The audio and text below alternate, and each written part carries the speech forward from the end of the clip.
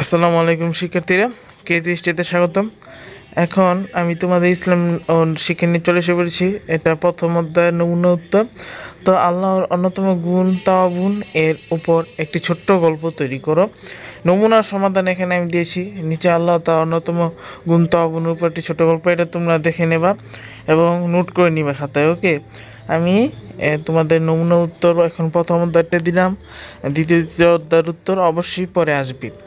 তো প্রথম এখানে উত্তরটি এখানে শেষ হবে, সে মহান আল্লাহর কাছে ক্ষমা প্রার্থনা করে। এখানে উত্তর শেষ হলো। কাজ 2, আল্লাহর প্রেরিত নবী রাসূলগণ সর্বোচ্চ মর্যাদার অধিকারী ছিলেন। মহান আল্লাহ তাদেরকে কি কি মর্যাদা দান করেছেন তোমার পাঠ্য বইয়ের আলোকে লেখো। নমুনা সমাধান দিয়েছি নবী রাসূলগণের নাম আর আল্লাহর প্রদত্ত বিশেষত্ব।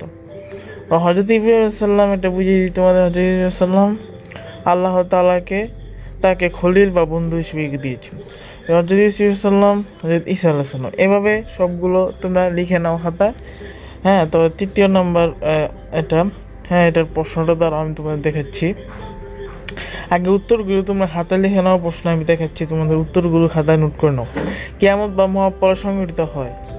হ্যাঁ, কীভাবে সংগঠিত হয় এটা লিখলাম। তারপর মূল্যায়ন উপযোগী, এটা প্রশ্ন হচ্ছে, এটা প্রথম অধ্যায় থেকেই।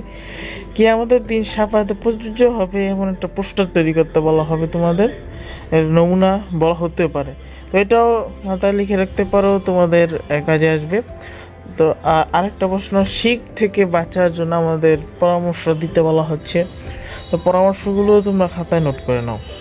আজকে এই পর্যন্তই। সবাই ভালো থাকবে, সুস্থ হবে। আল্লাহ হাফেজ।